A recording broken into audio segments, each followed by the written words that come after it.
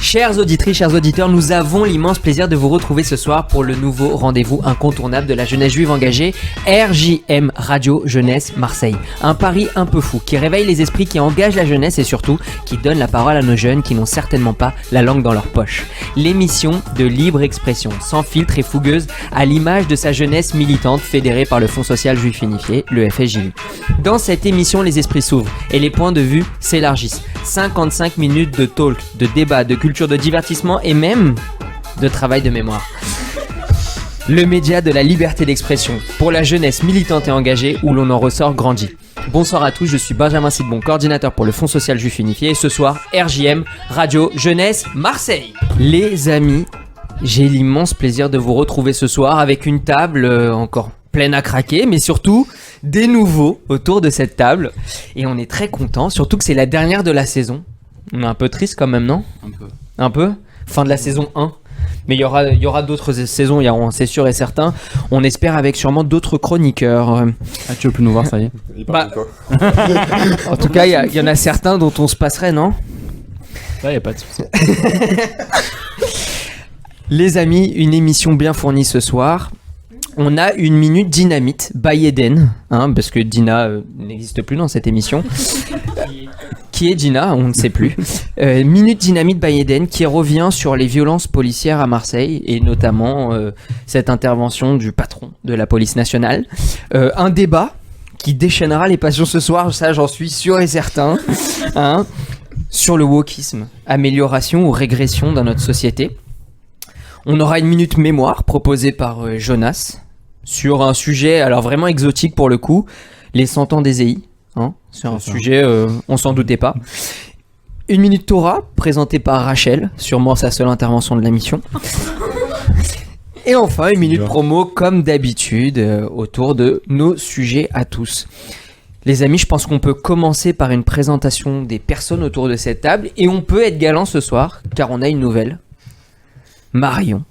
Bonsoir. Bonsoir. Alors présente-toi pour ceux qui ne te connaissent pas encore, même si Marseille te connaît, te reconnaît et peut-être même te voit quasiment toutes les semaines. C'est ça.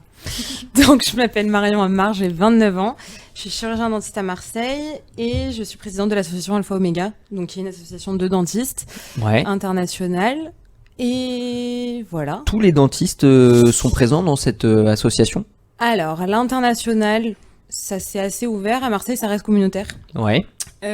Donc le principe, c'est une soirée tous les mois et demi de formation.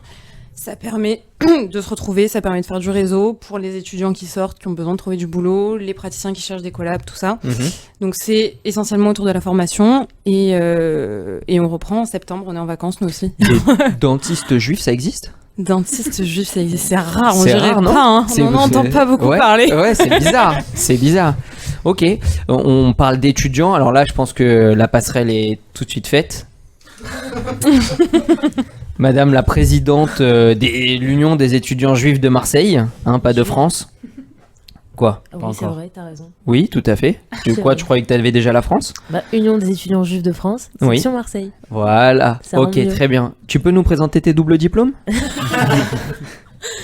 Alors, je m'appelle Eden Yaïch, je viens d'être double diplômée en économie et en droit et je vais intégrer le master de droit privé à la rentrée. Ouais. Je suis toujours secrétaire générale et trésorière de la section Florida. D'ailleurs, ce soir, c'est la G. Très bien. Toujours dans le bon ordre. Et ensuite, après, le moins important. Non. Et je suis présidente de l'UEJF Marseille. Incroyable, bravo. Merci d'être là encore une fois ce soir. Avec en plus, plaisir, tu as travaillé ce soir pour ta minute. Toujours. Magnifique. Secrétaire générale de l'UEJF Marseille-Provence, section. Madame Rachel, bonjour. Oui, bonsoir. Présente-toi pour ceux qui ne te connaissent pas encore. Alors, je m'appelle Rachel Nakache, je rentre en 3e année de droit en septembre, si Dieu veut, et je suis secrétaire générale de l'UEJF. Voilà. C'est beau. T'as peut-être un contrat là en vue dans les prochaines semaines. Alors avec le FSJU. Ouais. C'est un contrat, comment ça s'appelle ? De volontariat civique. De service civique. Bah, ça commence mal, elle connaît même pas le nom du contrat. Je sais que je suis bien payée. Très bien, très bien. Incroyable. Messieurs, bonsoir. Vous aussi, vous vouliez un contrat, mais ça c'est plus pour les emplois fictifs. Bah. Jonas, présente-toi pour ceux qui ne te connaissent pas Ton encore. contrat, il est pas fictif au FDJ, toi? C'est moche, mais je prends. Ça va. Bah, bonsoir, je m'appelle Jonas Seraf et je suis l'ancien RGL, responsable des EI de Marseille. Mais ce que je dirais ce soir, bien sûr, on n'engage pas les EI. Ah, c'est ça. On avait peur que Il se protège quand même. il y ait eu un amalgame un Il se jour. protège. Très bien. Et toi dans la vie? Bah là, je suis comptable et si tu veux, bientôt expert comptable dans 3 ans. Ouais. 4 Tu ans. me disais que tu travaillais dans un cabinet, tes collègues t'aimaient pas trop.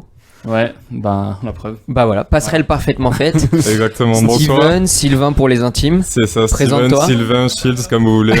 Monodiplômé d'un bachelor comptable. Terrible. Tout Marseille ne me reconnaîtra pas, mais maman, bisous. Est-ce que c'est pas un Attends, peu... son 4e prénom, c'est quand même Maurice. Hein. Il a des petites oreilles. Ah, on peut récupérer quelque chose. Ouais. Est-ce que Alpha Omega peut le recruter dans... Ça au bureau. D'accord. Est-ce que c'est pas la loose d'avoir qu'un seul diplôme? Alors là, peut-être c'est que je pose la question à Attends, Eden, hein. Monodiplôme en bachelor, mais j'ai un BTS commerce. Ah. MUC, attention. Ah, un MUC. Ah oui, c'est vrai. Bravo, bravo. Incroyable. Notre décorateur à nous. Nathan, présente-toi. Voilà, je m'appelle Nathan Farouz, j'ai 19 ans et je fais des études de décoration d'intérieur. Mhm. Et voilà. Et tu pars où cet été? À Tignes. Ah, je vais faire après. À Tignes. À Tignes. À la C'est où? montagne. Ah, la montagne. Ok. Tu sais que la montagne, ça fait du bien au Ça cerveau. vous gagne, tout à fait. L'air. L'air, magnifique. Très bien, merci pour cette intervention Nathan. Les amis, je vous propose qu'on passe tout de suite à la minute qui a été rebaptisée, car Feu Dina n'existe plus. Passons immédiatement à la minute pensée. dynamite by Eden. La Minute Dynamite by Eden. Eden, tu as décidé ce soir de revenir sur un sujet qui nous concerne nous Marseillais, puisque il y a eu quelques petites violences policières lors des émeutes à Marseille, et le patron de la police nationale, le DGPN comme on l'appelle, a fait une petite intervention. Hein. On a retrouvé sur Twitter une petite phrase assez sympa qui a fait polémique, et ce soir tu veux revenir dessus. Alors peut-être avant, je vais peut-être rappeler ce qu'a dit ce fameux patron de la police nationale. De façon générale, je considère qu'avant un éventuel procès, un policier n'a pas sa place en prison, même s'il a pu commettre des fautes ou des erreurs graves dans le cadre de son travail. Le policier doit rendre compte de son action, y compris devant la justice, mais on doit aussi tenir compte des garanties dont il bénéficie et qui le distinguent des malfaiteurs ou des voyous. La justice ne cède jamais à la pression médiatique ou à la rue.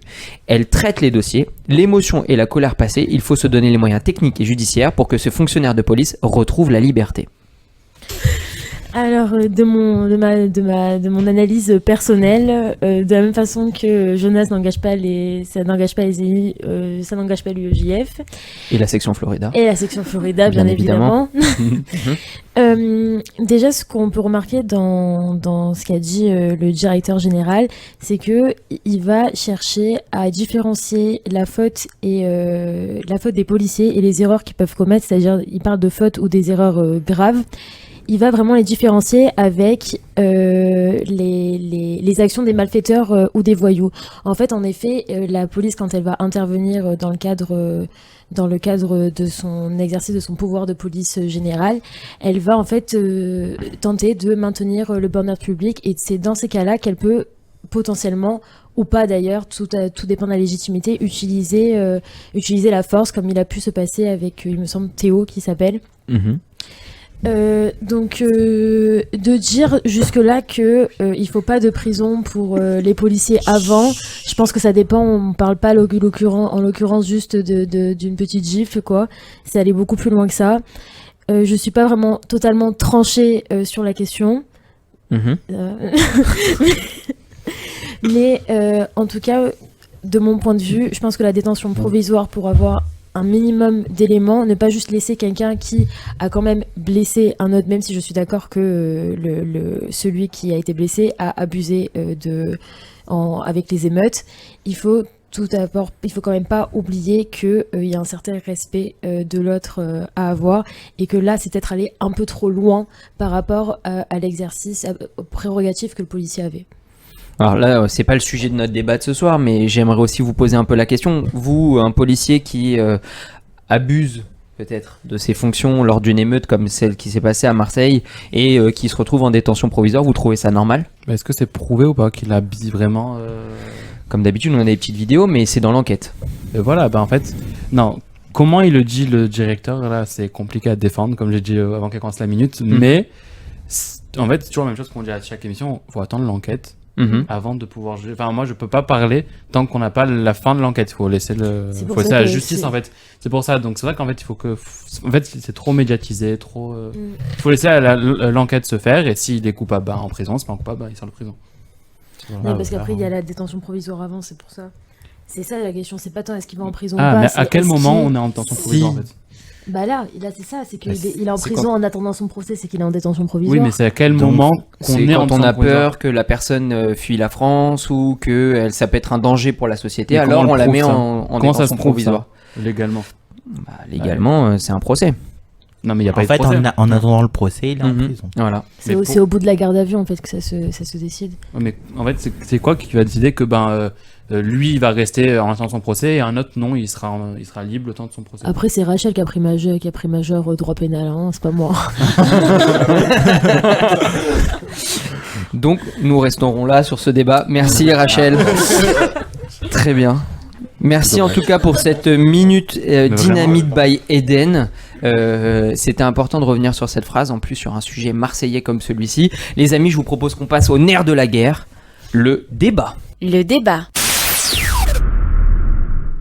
Wokisme, amélioration ou régression de notre société. Alors c'est un sujet assez large, on le sait, mais on va poser quand même des questions un peu plus précises. En tout cas, on va peut-être, avant de commencer ce débat, peut-être donner quelques définitions de ce qu'est le wokisme aujourd'hui dans la société. C'est ni un corpus idéologique structuré, ni un courant de pensée homogène, mais plus modestement une attitude consistant à être attentif, awake, aux injustices subies par les minorités.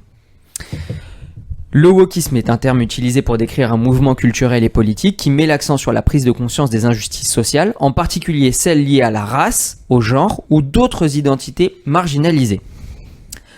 Si on parle d'un sujet d'actualité, on peut parler par exemple de la société M&M's. Effectivement, elle a fait parler d'elle parce qu'elle a été taxée de wokisme, notamment par les militants conservateurs de droite américains.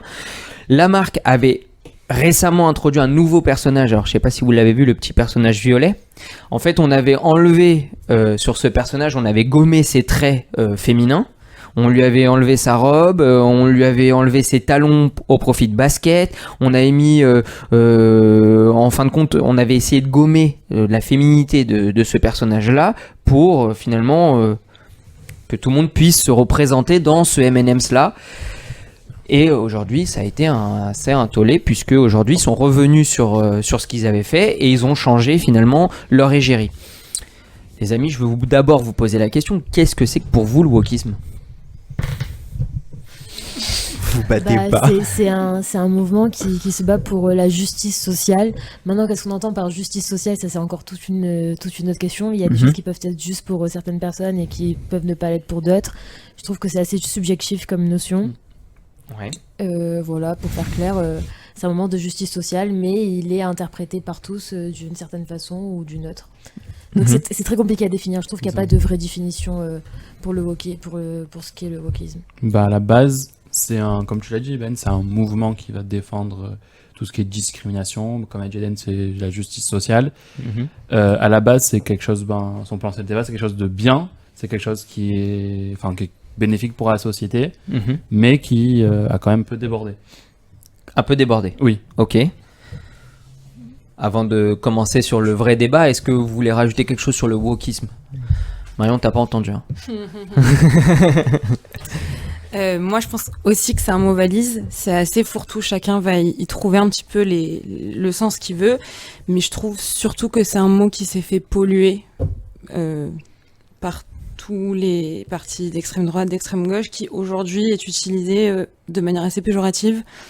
Donc, soit d'un côté, ça va être le communautarisme, soit d'un côté, ça va être la négation de la justice. Et c'est compliqué, merci. Et c'est effectivement compliqué de le définir. Donc oui, elle est dans l'essence même du mot, c'était de pointer du doigt les inégalités, mais c'est un peu sorti de son contexte et c'est parti dans des excès qui sont assez compliqués à décrire aujourd'hui. Alors la base, et alors surtout aux États-Unis, on parlait de privilège blanc de cet homme hétérosexuel blanc, et on voulait finalement pointer du doigt ces privilèges-là. Est-ce que vous trouvez aujourd'hui qu'il y a ces privilèges-là dans nos sociétés ? Oui, totalement. Jonas, selon toi déjà, est-ce que le privilège de l'homme blanc existe en France ? Non. Non. Ça a pas duré très longtemps. Hein. Il est plus limité qu'il y a 40 ans, mais le privilège, il existe, ne serait-ce que pour de la recherche d'un emploi ou la recherche d'un appartement. Il y aura toujours des facteurs qui vont jouer au niveau de la personnalité de la personne en face, comment elle voit, enfin, le racisme, il n'est pas non plus éliminé. Il y a une certaine forme de préjugé qui peut rester dans la société. Et oui, il y a un minimum de privilège blanc, même s'il peut plus ou moins nous impacter selon les personnes. Ouais. Vous trouvez, vous les filles, qu'il y a un privilège d'homme blanc en France ? Moi, je ne trouve pas. Ah. Je trouve que ça dépend juste de la situation. Encore une fois, c'est très subjectif. Ok. Bah là, par exemple, si on reprend son sujet, le fait que, par exemple, les femmes trouvent moins de travail que les hommes, que c'est plus difficile de trouver un logement, etc. Alors, s'agissant de l'insertion des femmes dans le milieu professionnel, je pense que ça dépend tout simplement du milieu professionnel et pas du sexe. D'accord. Voilà. Ça, pour ça, ouais, c'est vrai. Mais là, je parlais plus par rapport aux différences de couleur, etc. Ah. Personne de couleur en cité, ça va plus facilement se faire contrôler par la police qu'une personne Oui, ça, blanche. je suis C'est d'accord, vrai. et je te rejoins. Bah, c'est un privilège. En fait, sur certains points, après, privilège, on peut le définir Exactement, comme on veut. ça dépend des situations. Ça dépend, Il y a Mais une pour moi, c'est ce que étude- je peux appeler un privilège, justement. Il y a une étude qui avait été faite où ils avaient envoyé des CV anonymes. Ah, oui. Ils avaient envoyé des CV dans plein de boîtes et c'est vrai que par rapport aux consonances des noms, il y avait une vraie discrimination à l'embauche, quoi. Donc il y a pas mal de personnes qui, de par leur nom, de par leurs origines, de par les photos des CV, se sont fait recaler par rapport à ça. Donc à mon sens, il y a quand même un white privilege en France. Après, c'est compliqué d'exporter le système parce que les minorités sont pas du tout traitées pareil en France qu'aux États-Unis et que chez nous, je pense que c'est plus un problème d'intégration qu'un problème de communautés qui sont pas forcément insérées dans la culture au quotidien, quoi. Mais c'est marrant parce que je pense avoir vu la même étude que toi sur le Figaro, et à la fin de l'étude, il disait que le CV qui était en fait le plus privilégié de tous, c'était une femme qui s'appelait Sophia. C'est un peu le prénom qui colle un peu à tout, etc. Mais finalement, est-ce que... je reviens à ma question, mais est-ce qu'il y a encore un privilège d'homme blanc ? Quand le CV qui sort du lot sur les 100 de CV qui sont Après, il faut exploités... voir quel type de poste a été exploité Ouais, sur le grave. sondage, etc. C'est compliqué, en vrai, parce que bon, si on est sur de la manute, tu n'auras pas Sophia. C'est plus compliqué. Est-ce qu'on n'est pas dans la discrimination, là ? Un petit peu. On est dans le thème. Mhm. Oui. Non, j'allais dire, il a raison, tout simplement. Très bien, merci pour cette intervention. Tu as encore une fois décidé d'être perspicace ce soir. Très bien. Je te sens un peu sur la retenue, Jonas, je suis un peu déçu. Tu peux être un peu contre. Tu as le droit d'être contraint, personne ne te censure ici. Enfin, Ah bon? Ah oui? Non, mais Ah oui, après, personne t'inquiète. censure. non, mais on veut t'entendre. Alors, peut-être sur ce débat-là, c'est le wokisme, c'est devenu un mot utilisé par tous les politiques. Hein, il y a même Jean-Michel Blanquer qui s'est opposé publiquement à ce mouvement. L'année dernière, il a lancé même un think tank sur comment lutter contre ce mouvement. Est-ce que vous pensez comme lui que ce mouvement est un mouvement anti-républicain ? Pour moi, ça n'a rien à voir. Non, mais à la base, non. Parce qu'à la base, c'est quelque chose, comme je dis, c'est quelque chose de positif. Mais en fait, il y a tellement eu de dérives. Enfin, en fait, le problème, c'est que, ouais, comme elle a dit Marion, le wokisme a un peu mis de tout dedans. Mais il y a tellement eu de dérives. Genre, il y a beaucoup de définitions aussi le wokisme par tout ce qui est anti-justice, anti même gouvernement, anti-police, enfin, c'est un peu être assis. Il y a aussi, ça aller à l'encontre un peu des règles et des lois. Et à ce moment-là, c'est pas bon. Et donc, c'est anti-républicain. C'est anti-républicain. Vous êtes d'accord avec Mais ça ? pas sur tout. Pas sur toutes les parties du wokisme. Enfin, c'est en fait tellement un sujet vaste, le wokisme, qu'il y a des choses où oui et des choses où ça va trop loin. Alors moi je suis d'accord, puisque, excusez-moi, je trouve que c'est une forme d'essentialisation des individus en fonction de leur identité, tout simplement. Merci Wikipédia. Même pas. Je l'ai lu. Vraiment même pas. Non, c'est un autre site. Mais ce que disait Jean-Michel Blanquer, c'est effectivement que les individus se concentrent sur eux-mêmes plutôt que C'est se ça. concentrer sur la société, sur un tout commun. Exactement, ouais. Et finalement, on va parler d'une origine, d'une ethnie. C'est ça, c'est trop centré, comme elle dit, c'est trop centré sur les personnes de couleur noire, ou trop centré sur sur les femmes, ou trop centré sur. En fait, Ouais. ça enferme un peu les personnes dans leur minorité, en fait. Mhm. Mais pourtant, ça a permis à des minorités de se rassembler. Oui, mais du coup, Ouais. ils restent entre eux. Comme les Comme les personnes circoncises. Comme les juifs. Non, on est intégré dans la société, on n'est pas qu'entre nous, on n'est pas communautaristes. Mais quand même. Ouais, il est là, on a la preuve. Ouais. C'est pas faux, mais bon. Bah non. Oh là là. Attendez, Alors, on crée même des groupes de dentistes-juifs. Enfin,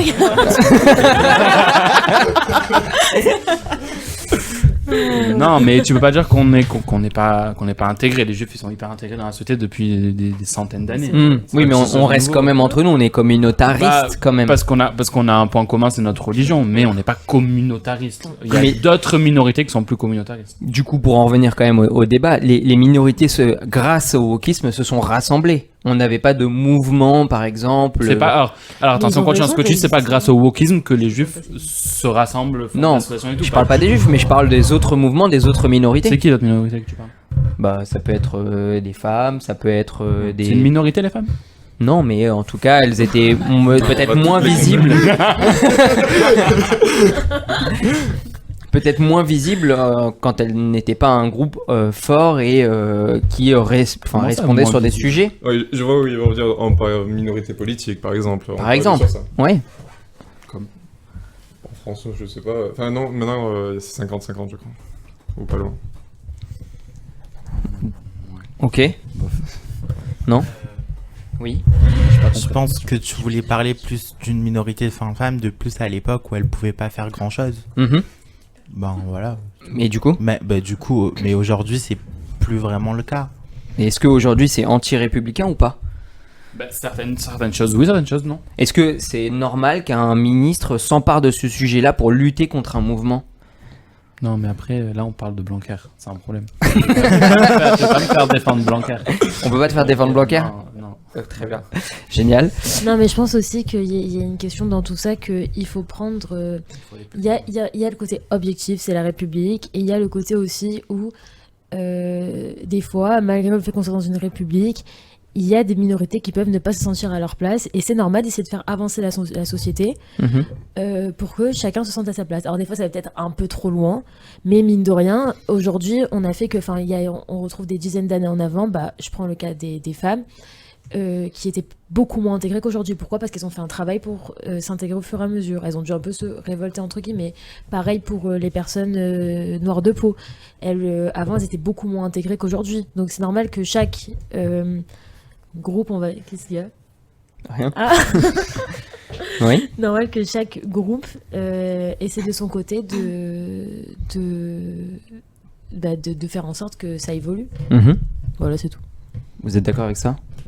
Ouais, je suis d'accord, parce qu'en soi, le mouvement wokiste, c'est un haut-parleur pour toutes les minorités, qu'on a, parce que même si au final, il y a des débordements, etc., ce qui nous dérange vraiment dans le wokisme, au final, ça doit être quoi, 10% la minorité bruyante, mais dans le fond, est-ce qu'on en a pas un petit peu besoin pour certains pays, parce que même les wokistes, ils agissent pas qu'en France, ils peuvent agir à l'étranger, etc., sur d'autres questions, et c'est important quand même d'avoir un minimum de ces questions-là en tête.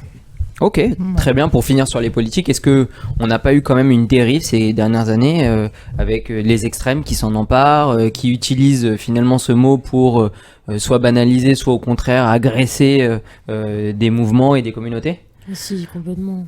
Je pense au fait, je sais plus comment ça s'appelle, l'écriture inclusive. Enfin, ça va Ouais, 3 ça, c'est- secondes. Ah oui. quoi. Au bout d'un moment, biologiquement, on est homme ou femme. Oui. C'est On est c'est homme pas ou une femme. discrimination. On est né comme ça. Enfin, je sais pas. Mhm. Je sais pas. C'est des fois ça. C'est. Enfin, je sais pas. Écriture inclusive, Jonas, t'es d'accord avec Je suis d'accord avec elle. Moi je suis d'accord avec Eden. Non, mais c'est sûr que Jonas est pourrait d'accord ne avec pas moi. être d'accord sur ça? Ouais, voilà. plus débile. Intelligent Twitter, c'est plus débile. C'est pour montrer un extrême. Ouais, bah c'est des gays. Les gens pas être recrutés d'une grande intelligence. Pardon. Non, des fois ça peut être au contraire des gens, bon ça presque le sujet, mais qui sont Oui, non, trop mais- intelligents. Et qui vont chercher la petite bête de partout. Oui, d'accord, mais bon, Oui, je te dans ce jure. cas, c'est. C'est des enfin, gens en c'est- mode, ils ont. Non, C'est c'est de l'ego bête. mal placé pour moi. En soi, c'est de l'ego mal placé parce Oui, que. mais non, mais ok, tu peux être intelligent et avoir des goûts mal placés. Ça, Oui, non, mais faire le pointillé sur l'écriture inclusive, Non, mais ça, etc., je c'est suis vraiment d'accord. déconstruire pour déconstruire. Enfin, ce Ouais. terme-là aussi. Oui, mais c'est des gens, c'est-à-dire qu'ils voient un truc, mais qui a un jour pensé à ça, quoi. Ça arrive pas à tout le monde de penser c'est à ça. terrible. C'est terrible. On est tous pour le. C'est ça. Contre l'écriture inclusive. Attention. Dans les boîtes, le wokisme a fait aussi son apparition. On utilise quasiment ce terme-là comme une capacité à innover, à une plus grande créativité dans l'entreprise pour finalement intégrer plus les gens, aussi ouvrir un peu plus notre marque employeur à de nouveaux collaborateurs. Est-ce que vous trouvez que c'est une bonne chose que le wokisme rentre dans l'entreprise ? J'aime pas du tout quand tu te censures, Jonas. On le sait. Bah, étant donné qu'on a dit tout à l'heure qu'il y avait relativement un peu de privilèges blancs, etc., à l'entrée de certaines entreprises, oui, un peu de wokisme dans certaines sociétés, ça peut être utile. Mais il faut pas aller trop... Et puis on n'a pas aussi parlé de l'écologie, mais c'est quand même vachement affilié au mouvement wokiste et aux autres personnes qui sont dans ces mouvements. Et pour les entreprises, c'est très très bien d'avoir des personnes qui sont sensibilisées sur ces points-là, qui rentrent dans les entreprises, qui permettent de faire un petit peu de mouvement dans l'idée. Vous êtes d'accord avec ça, vous aussi ? Est-ce que le fait que le wokisme rentre dans les entreprises, c'est une bonne chose ? Je sais pas si c'est... Enfin, c'est ce qu'on disait encore tout à l'heure, hein, mais je pense que le mot, il a été tellement manipulé que dans une entreprise, en fonction des sensibilités de certains, je suis pas sûre que ça passe. Maintenant, favoriser la diversité, c'est absolument essentiel, mais c'est juste le type de mot à employer, en fait. J'ai une copine qui travaille à Londres, dans tout ce qui est truc des réseaux de transport. Son taf, c'est l'inclusion dans de gérer les minorités dans la boîte, de faire du recrutement. Et je trouve que de le voir à travers ce prisme-là, ça reste quelque chose d'intéressant, mais en fait, c'est vraiment le mot qui me dérange et tout ce qui en a été fait ces dernières années et qui décrédibilise l'action initiale. Donc, la diversité, je pense que c'est essentiel pour l'avancée d'une boîte, même si je sais pas ce que c'est que d'avoir une boîte, mais j'imagine. Ouais. Mais en fait, dans son c'est vraiment essence, le mot. Dans son essence, awake, c'est dans c'est son juste essence même de réveiller, awake éveiller, et de, ouais. oui, de l'éveil, oui, mais chacun avec sa sensibilité va vraiment le percevoir de manière différente. Et je pense que dans des grandes entreprises, selon comment ça va se passer, c'est des transitions qui sont compliquées à mettre en place. Mais après, oui, sur tout ce qui est inclusion et tout ça, je suis à 3000% pour. C'est que de la sémantique, en fait. C'est très tricky, vraiment, c'est compliqué. Bien sûr. Mais parce Pour que ça le qu'on mot décide est de très travailler sur le tricky sujet. de toutes les façons. Ouais. Le mot est tellement vaste que ouais, il est compliqué à définir. Rachel, tu veux pas du tout intervenir sur ce sujet-là ? Bah, tout a été dit, donc voilà, je vous rejoins. Bon, parlons d'un sujet un peu plus touchy, la cancel culture, parce que c'est un peu presque le point d'orgue de toute cette mobilisation des mouvements, etc. La cancel culture, c'est la composante du wokisme qui vise à dénoncer et mettre de côté ceux qui sont discriminants en raison du genre, de la sexualité, de la religion, de l'origine. Est-ce que ça, c'est une composante qui est dangereuse pour vous ? Le fait qu'on bannisse quelqu'un parce qu'il a dit quelque chose, parce qu'il a fait quelque chose, etc. Encore une fois, selon l'univers presque médiatique, Twitter, la société, etc.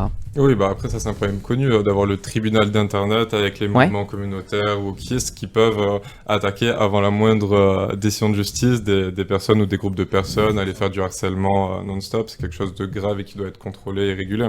Parce qu'au final, la seule justice qui peut être prononcée, c'est la vraie, quoi. C'est ça, pour ces mouvements-là, si on pense pas comme eux, ben direct, sur les réseaux sociaux, ils vont te faire un procès, ils vont te tuer ton image, te tuer, alors que en soi, je pense juste pas comme toi, sans aller à l'encontre de ce qu'ils défendent, tout ce qui est racisme, tout ça. Mais si pour ces mouvements, si tu penses pas comme eux, c'est un peu ça se met un peu comme l'extrême gauche. Tu penses pas comme eux, on y revient toujours, c'est un problème. Mais si tu penses pas comme eux et tu oses aller à l'encontre de ce qu'ils disent, bam, il te défonce. C'est un procès, comme ils disent sur les réseaux sociaux, sur Internet, etc. Mhm. T'aurais pu dire extrême droite. Non. Non, l'extrême droite. Non, le wokisme et l'extrême droite, ça va pas ensemble. Ah bon? Non, Très bien, pas du tout. parfait. Non, En tout cas, tu as été peu longtemps pour quand même. Hein. Non, mais tu me diras comment toi tu aurais défendu. C'est impossible. Donc, alors, ça me permet de rebondir sur la prochaine question, mais est-ce qu'aujourd'hui, on peut plus rien dire sans heurter les uns et les autres? Bah, Un peu, hein, ouais. Oh, non, il y a... Ouais, Enfin, l'exercice de pression, elle est beaucoup réduite. ouais, tu trouves? Bah oui. On va dire un petit truc, j'ai pas d'exemple là. Enfin, je vais pas dire une bêtise donc je vais pas dire. Mais tu peux dire un petit truc direct, tu vas être pris à partie Ouais. parce que ça va plus toucher telle sensibilité ou telle minorité de minorité. Donc moi, faire attention. Bah, regarde plus tard, il y a des trucs que je veux pas dire. Je dis pas parce que j'ai peur de m'en prendre plein la tête. En fait, voilà, Elle va se faire cancel. Exactement. aujourd'hui, en fait, disons qu'il y a beaucoup de minorités et que tout ce qu'on va dire, Mhm. ça peut être mal perçu par ces minorités-là. Ouais. Et après, moi, j'ai pas vraiment d'exemple, mais il y a beaucoup disons, de stars, de personnes influentes. Mhm. Chaque mot qu'ils vont dire, ils vont faire un tweet. Ouais. Ils peuvent se recevoir une vague de haine, alors que, enfin, c'est pas l'objectif. Voilà, ils voulaient pas heurter la sensibilité, être condescendant ou méchant. Mhm. Le problème, c'est qu'il y a aussi une question d'interprétation dans tout ça. Oui. C'est ça le vrai problème, quoi. Ouais, Ouais. c'est surtout ça, en fait. Non, mais dans le sens où vraiment, c'est-à-dire que, comme il a dit, tu peux dire quelque chose, quand tu parles, vraiment, il n'y a aucun problème, t'as touché personne, t'avais aucun sous-entendu. Et aujourd'hui, tout est déformé, tout part dans tous les sens. Tu dis bonjour, en fait, tu peux avoir fait un drame, quoi. Non, je suis dans la vue, pardon, mais c'est pour imager. Est-ce que toi, tu es d'accord avec ça, Marion, toi qui as l'habitude de rencontrer des clients, enfin des patients, pardon, excusez-moi, on n'a pas le droit de dire clients, des patients tous les jours avec qui tu discutes, machin. Est-ce que tu trouves qu'aujourd'hui, il y a peut-être plus de sensibilité autour de la discussion? Ça devient de plus en plus compliqué. Ouais. Ça devient de plus en plus compliqué. Pas sur des trucs, pas sur des sujets du quotidien, mais c'est vrai que dès qu'il se passe quelque chose d'un peu médiatisé, bon, c'est vrai que des fois on fait salon au cabinet et on prend le café et on discute, mais la façon dont j'ai pas mal de minorités au cabinet, de plein de milieux différents et de plein de minorités différentes, et c'est vrai que chaque sujet, chacun va se l'accaparer par rapport à sa sensibilité, et quelque chose qui va passer inaperçu pour nous ou pour monsieur A, et ben pour monsieur C, ça va être un cauchemar et ça va être un drame et ça va vraiment être quelque chose qui va être récurrent et qu'ils ont du mal à digérer. Donc c'est vrai que c'est très compliqué et ça fait partie des excès du wokisme à mon sens et des dérives, quoi. Donc est-ce que ça, par exemple, il faut sensibiliser? Est-ce qu'il faut... par exemple, l'intégrer dans les écoles, dans l'apprentissage des enfants, par exemple, cette inclusion, Non. Ah oui, non, pas du tout. c'est direct. Non, mais je vais donner un exemple tout bête. On l'a vu, je pense que tout le monde l'a vu sur les réseaux sociaux. Je crois qu'on en a parlé, je passe avec toi, avec Thomas tout à l'heure. Dans les écoles, ils font venir des... comment ils appellent ça? Des spectacles de... Drag queen. Voilà, exactement. À des enfants, ils ont 3, 4, 5, 6 ans. C'est ça, enfin... Comment défendre ça? Qui peut se venir dire je défends ça? Je crois qu'on a réveillé quelqu'un là. Non, mais c'est vrai, qui maintenant là, sur la table peut dire je défends ça? Ça, c'est Non, moi je suis ça, c'est montrer l'inclusion aux enfants. Il y a peut-être d'autres trucs sur lesquels, pas le mot inclusion, peut-être le mot respect et tolérance que l'inclusion. Ça, c'est pas de l'inclusion, ça, c'est de la débilité. Je suis d'accord, tu peux... Enfin, c'est des enfants, ils ont 6 ans, 8 ans, c'est des primaires. Et ils vont voir l'enfant, genre, et après, je dis, est-ce que ce que j'ai fait, ça t'a changé? Est-ce que tu as... Et l'enfant qui répond, oui, maintenant je me pose des questions. Il a 6 ans. À cet âge-là, c'est de la propagande, en fait. Oui, ça devient, exactement, ça devient de la propagande. Non, mais je sais pas si vous vous souvenez, mais moi, quand j'étais gosse, on parlait pas des minorités, on parlait pas de... Ni orientation sexuelle, non, ni rien. peut-être tout le monde était ensemble. Est-ce qu'aujourd'hui, la société évolue? Est-ce qu'il faut faire en fait en sorte que les enfants soient formés, soient éveillés à ces sujets-là? Pas tant qu'ils n'ont pas l'âge. Moi, voilà. C'est quoi l'âge? C'est même pas ça. Mais pour moi, c'est même pas ça. C'est à que 6 ans, tu fais des trucs comme ça? C'est quoi l'âge? Il y a quoi? Il y a une Mais limite? non, mais à force de faire à force de dire telle personne elle est différente, telle personne elle est différente, c'est comme ça qu'on en vient à dire qu'il y a des minorités. Sauf que de base c'est juste que c'est normal qu'on soit tous différents en fait. Et je sais pas. Donc on n'en parle pas. Quoi. Mais tout le monde fait partie d'une minorité en soi. Oui, voilà, on fait tous partie d'une minorité, mais des fois, je te dis pas qu'il faut pas en parler. Des fois, il y a des minorités qui peuvent être plus mal vécues parce qu'elles sont traitées différemment.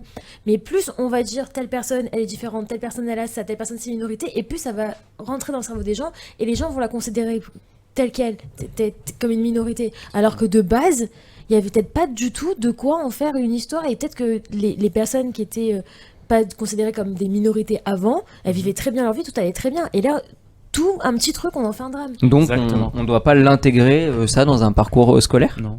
Mais tu Non, veux en tout l'intégrer cas, quoi? mais Il y a pas des cette personnes façon. différentes. Pas en Non. primaire. On est tous différents. C'est pas ça, c'est C'est pas comme normal. ça. C'est comme je disais tout à l'heure, c'est faux à partir d'un certain âge. Faut je le sais pas, normaliser. mais en 12-13 ans, commencer à parler du fait qu'il faut qu'il faut avoir de la tolérance, qu'il faut pas qu'il y ait des discriminations, mais pas forcer le truc avec l'exemple tout à l'heure, avec les drag queens et des trucs comme ça c'est trop. Ça choque les enfants. Oui, mais de la tolérance par rapport à quoi? T'es obligé de décrire pourquoi Non, tu mais vas par avoir rapport besoin à la de tolérance, par exemple, pour on un dit il y a plusieurs religions, il faut pas discriminer. On n'est pas tous peut-être de la même couleur, mais on est tous des humains, il faut pas les gosse. Oui, discriminer. mais ça, on l'a C'est déjà sûr. eu quand nous on était à l'école. La question elle se pose pour les générations qui arrivent. Nous, quand on était à l'école, on nous a expliqué. Oui, enfin, on a j'étais d'autres dans le sujets public, aujourd'hui. dans le privé catho, Non, je mais veux dire, voilà, non, il faut pas aller plus loin que ça. On a des Homophobie, homosexualité, conférence dans les écoles. Parler à homophobie, homosexualité. Pas dans le thème. Non, pas du tout, c'est pas le rôle de l'école. C'est vraiment pas le rôle de l'école. ça Si, c'est très pas un clairement. sujet qu'on Le doit rôle de traiter à l'école? Le rôle de l'école, c'est d'éduquer justement de Attends, c'est de, pour- c'est et quoi- de c'est quoi savoir ce à éduquer quoi pour les toi enfants vont être confrontés plus tard. Enfin, je sais pas. Moi, ça me semble. Non, si, Ça je doit suis être d'accord. C'est le rôle de l'école pour vous de parler des orientations sexuelles avec les enfants? avec les Mais parce enfants, que- non.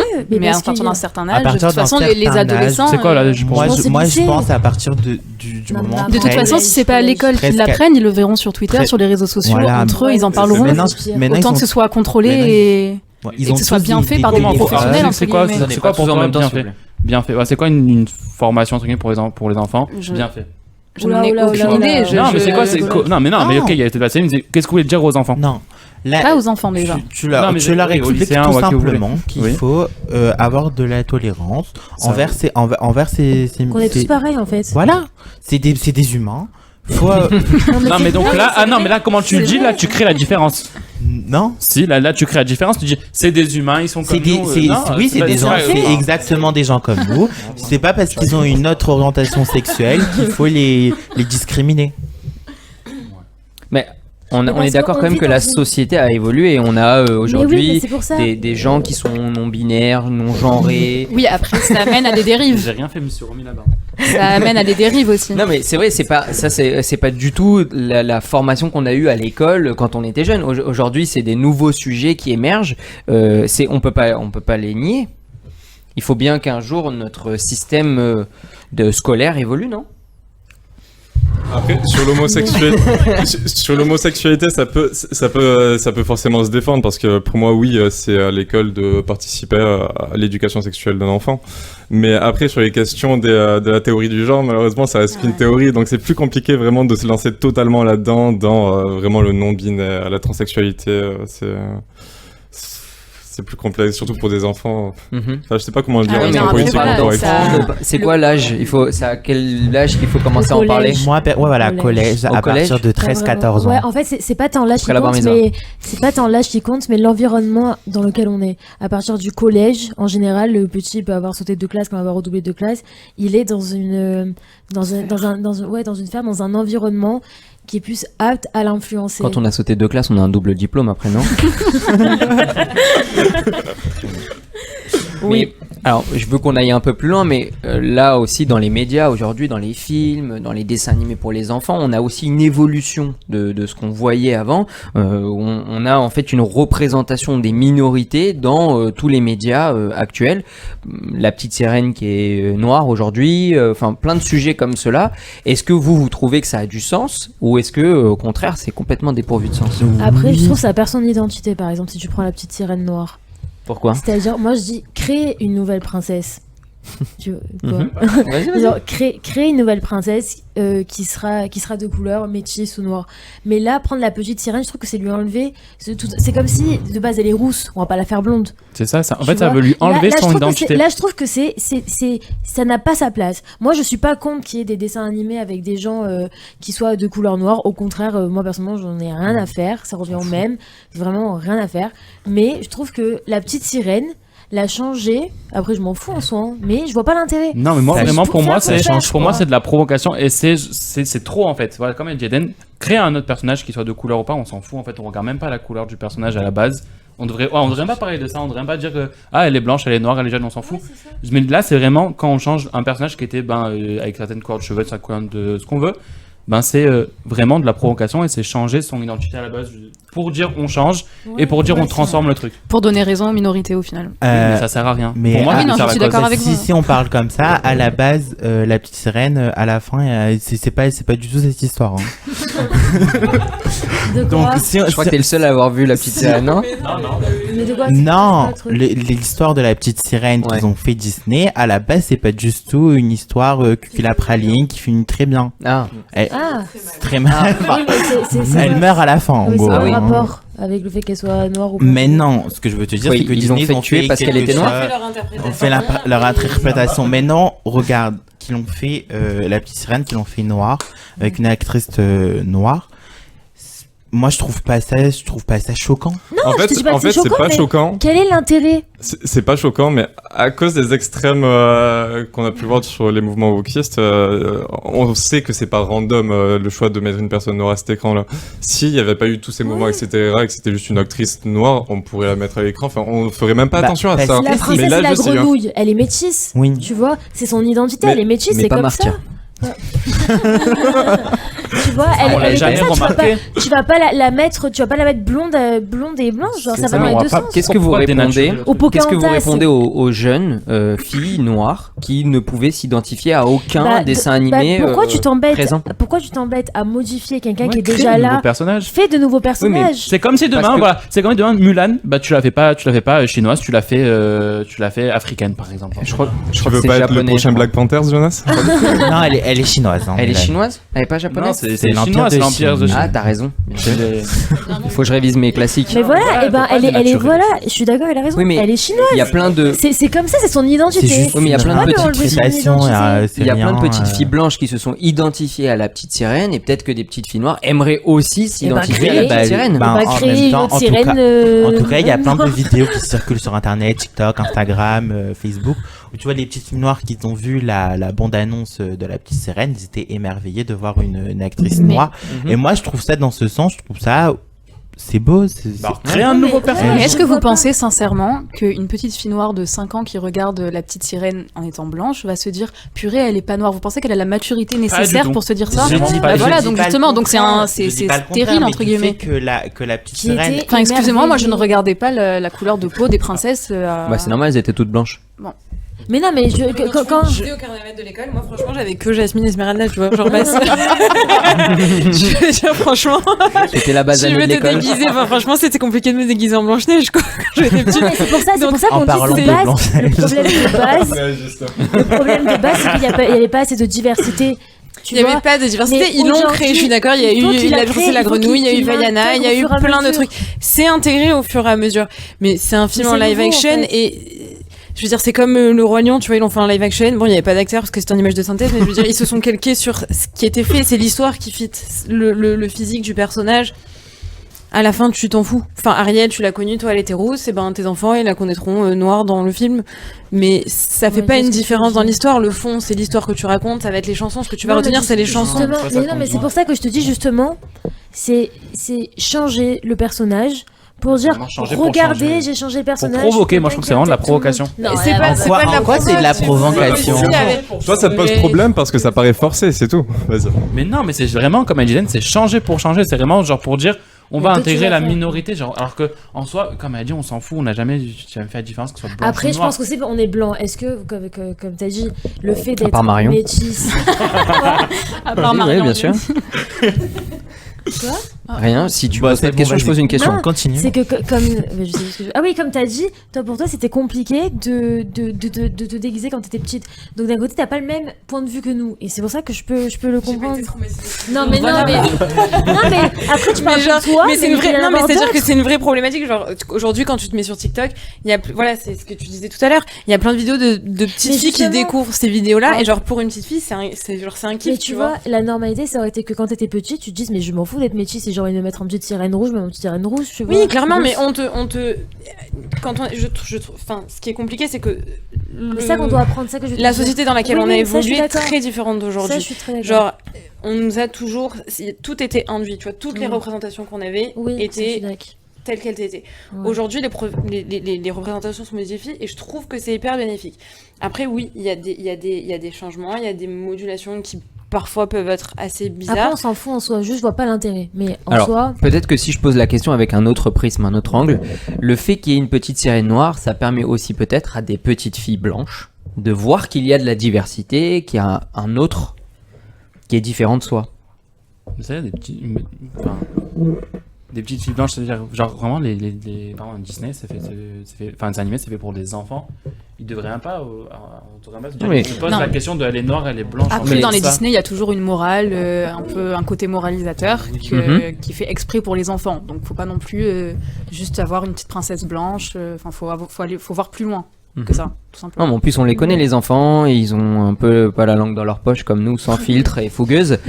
Et la plupart du temps, ils disent des choses, ils peuvent être racistes sans le vouloir, etc. Donc, est-ce que ça leur permet aussi d'évoluer? Et c'est ce qu'on disait tout à l'heure, est-ce que ça fait partie aussi de la formation qu'on pourrait donner à nos enfants pour faire évoluer les mentalités et les mœurs? Après, c'est des enfants aussi, donc on peut pas leur... Enfin, comme tu as dit, ils sont sans filtre. Ils ont pas vraiment comme nous dans le monde maintenant. Oui, il faut pas avoir de discrimination. C'est des enfants. Ils n'ont pas la maturité pour savoir ce que c'est qu'une discrimination. C'est ça. Je n'avais pas les mots. Non, mais c'est presque inconscient quand on voit une super héroïne noire, etc. Est-ce que aussi on n'envoie pas un message aux petites filles blanches pour leur expliquer qu'il y a un autre monde derrière? Marion, tu veux réagir? Oui. Elle fait que hocher la tête. Non, je suis d'accord dans l'absolu. Je pense que c'est compliqué pour nous de se positionner parce qu'on a grandi dans un contexte qui est différent de celui d'aujourd'hui. Aujourd'hui, je trouve que c'est important que tout le monde puisse avoir des représentations. Donc, ça a commencé sur les dernières années. Je trouve qu'il y a beaucoup de choses qui se sont faites. Et sans parler des Disney et des dessins animés, je trouve que des représentations dans les médias et de manière générale, elles se sont diversifiées. Pour une petite fille aux États-Unis, je pense d'avoir une Michelle Obama, d'avoir une Oprah Winfrey, tout ça, ça doit être génial aujourd'hui. Et il n'y avait pas ça il y a quelques années. Et même pour une petite fille blanche, de se dire que c'est la normalité et que c'est pas quelque chose d'exceptionnel. Parce que, enfin, moi quand j'étais petite, j'avais une noire dans ma classe. Enfin, c'était putain, elle a les cheveux bizarres et c'était il y a pas c'était un peu longtemps maintenant. T'es vieille quand même, hein. Ne l'oublie pas, hein. Mais c'est des choses qui nous paraissaient normales il y a 20 ans, c'est des choses qui ne le sont plus aujourd'hui, et de multiplier les représentations qu'on peut avoir, ça donne une vision qui va être beaucoup plus lisse, avec moins de préjugés, et pour les petites filles blanches d'être un peu moins choquées quand elles voient des cheveux crépus, pour les petites filles noires d'avoir des représentations de personnes noires qui ont réussi, ou dans les dessins animés, ou de princesses, et c'est quelque chose de beaucoup plus lisse. Donc je trouve que les représentations, que ce soit dans les médias, dans le monde politique, dans les dessins animés, c'est quelque chose qui est hyper important. Je pense qu'on peut finir le débat sur ça, les amis. Merci infiniment pour ces quelques mots. Jonas a mis du temps à démarrer, c'était un diesel, mais il a retiré son masque. Merci beaucoup, les amis, pour ce débat, et nous allons passer immédiatement à la minute mémoire. La minute mémoire. Jonas, tu as décidé de nous parler des 100 ans d'Ezei. C'est ça, exactement. Ah bah alors ce week-end, là, au moment où je vous parle, c'est les 100 ans d'Ezei qui sont déroulés depuis Shabbat jusqu'à lundi soir à Cussac, Fort-Médoc, à côté de Bordeaux. On attend, je crois, entre 7 et 8 000 personnes. Incroyable. Entre les enfants, les animateurs, les chefs de camp, et tous les anciens jusqu'à 120 ans, même plus, qui vont venir se retrouver, faire la fête, faire des... revivre leur jeunesse, revivre des souvenirs, des stands différents sur le scoutisme, sur le judaïsme et la citoyenneté, qui sont nos 3 piliers Ozei. Ils vont peut-être revoir des personnes qu'ils n'ont pas eu depuis 50 ans, avec qui ils ont campé quand ils avaient 8 ans. Et Et ils vont se rappeler, moi, je pense que je vais revoir des personnes que j'ai pas vues depuis 15 ans, avec qui j'ai campé il y a 15 ans, et ça me fera trop plaisir. C'est quand même quelque chose d'énorme, parce que 8000 personnes, c'est énorme, même endroit et tout. Bon. Et moi, je veux remercier, par l'intermédiaire de la radio, tous ceux qui ont œuvré pour préparer ça, surtout Avital Amselem et Nathalie Knafo, qui ont fait un travail de fou depuis 2 ans. Je vous promets que je pense pas qu'elles ont très peu dormi. Elles sont pas arrêtées, vraiment trop fortes. Et je pense que si Dieu veut, ce sera génial. Et bravo. Et Mazal Tov Ozei. Bravo. Mazal Tov. Marion, tu iras revivre ta jeunesse au Ozei. Très bien. Un vendredi matin, j'ai très très hâte. Génial. Les amis, sans plus attendre, nous passons à la minute qui nous rend plus forts, qui nous rend plus intelligents. La minute Torah. La minute Torah. La minute Torah préparée par Rachel, ici présente, sur un sujet d'actualité. Tout béave. Nous t'écoutons. Alors du coup, je suis ravie de présenter pour la première fois cette minute Torah. Donc après une semaine marquée par la commémoration de Tisha B'Av, un moment de deuil et de tristesse dans votre calendrier, nous aurons le privilège de célébrer mercredi un jour au tout autre esprit, Tout B'Av, le jour des amoureux dans la tradition juive. Cette journée spéciale est empreinte de joie, d'espoir et de rencontres significatives, nous invitant à explorer les profondes connexions entre l'amour, la spiritualité et la destinée de notre peuple. En effet, cette fête vient à peine 6 jours après le jour le plus triste de l'année, Tisha B'Av, et est un symbole de la résilience de notre nation, ainsi que de notre capacité à nous remettre de toutes les tragédies qui nous frappent. Nos sages ont désigné le 15 Av comme l'une des plus grandes fêtes de l'année, cependant ils n'ont pas fixé de célébration ou d'observance particulière en ce jour. Pourtant, j'aimerais retenir votre attention sur l'importance de cette fête. Peu connu de tous, le Talmud enseigne pourtant qu'il n'y avait pas plus grande fête pour Israël que le 15 Av et Yom Kippour. Le Talmud rapporte certes que le 15 Av comptait parmi les jours les plus joyeux que connaissait le peuple juif. D'ailleurs, c'est effectivement un jour propice aux prières pour demander à Hachem de nous faire rencontrer notre Mazal. Cette fête a donc pour thème, le mariage. Notre relation avec Dieu se compose également de 2 éléments de base, l'engagement et l'amour, au même titre que le mariage. Aussi, cette journée marque l'anniversaire de plusieurs événements dont chacun est associé au renversement d'un événement tragique. En voici plusieurs. Le décret contre les explorateurs a été annulé un 15 Av. Aussi, à compter de cette date, il fut permis aux tribus d'Israël de se marier les unes avec les autres. Et par ailleurs, le 15 Av était une journée consacrée à l'offrande des arbres au Beth Amikdash. C'est fini. Bravo. Bravo pour cette minute Torah avec ponctuation. Les amis, passons tout de suite à la minute promo. La minute promo. Minute promo les amis, chacun peut prêcher pour sa paroisse et nous donner envie d'aller intégrer son mouvement ou ses activités. Les EI rapidos, puisque vous êtes en camp là en ce moment. C'est ça, ils finissent les camps avec le 100e. Mais il y a les 90 ans des EI de Marseille, le week-end du 8-9-10 septembre. Les inscriptions sont ouvertes. Génial. On retrouve les infos sur l'Insta EIFMRG. Bien joué. Olami. Summer Camp il est fini, et à la rentrée il y aura les soins de compte. Mais avant ça, il y a le séminaire des filles à Jérusalem. Si tu veux, on part 2 semaines. Bravo. Voilà, agent double. Agent double. Mais non, on a très hâte. Ça va être elle est persuadée qu'elle va se bourrer la gueule et tout. Elle a pas compris le concept. Arrête de m'assimiler. Non, mais t'es la section Florida. Je suis la section Florida, mais ça veut dire que je me bourre la gueule tous les soirs. Là, elle va aller se renforcer avec la Torah. C'est pas ce qu'on nous a dit. Alors, l'UEJF. Tes sources. Rachel ici présente. L'UEJF, et bien nous on vient de lancer notre campagne de dons. Vous avez le lien de notre biographie Instagram uejf.marseille. Notre but c'est vraiment de relancer l'UEJF pour que tous les étudiants, enfin tous les jeunes juifs puissent se retrouver dedans. On prévoit certains événements à la rentrée, notamment une soirée de lancement la première semaine de septembre ou la deuxième, on verra. Donc on a besoin du soutien de maximum de monde pour nous aider à financer ça. Dis le plus important, il y a des SERFA. Ah oui, il y a des SERFA, bien sûr. Merci Jonas. Tu vois Jonas, merci. C'est tout, l'UEJF? Très bien, merci. Mais c'est déjà très bien. Oui, tout à fait. Ouais. Alpha Omega. Groupe hyper actif de formation, de journées, de conférences en soirée, Qu'est-ce qu'on fait là cet été? On a pris les vacances, on était en vacances en juillet tous. Très bien. Donc normalement, Ouais. la rentrée aura lieu le 7 septembre, donc c'est un jeudi. Ouais. On sait pas où encore. Ah. Mais Newport? Non. Non, pas le 7. Oula. À partir du 19 octobre, toutes les soirées seront au Newport. On a 6 soirées cette année. Ils n'étaient pas dispo le Ok. 7. Donc Très on bien. cherche une salle. Si vous connaissez quelqu'un. Florida Palace. Encore pas.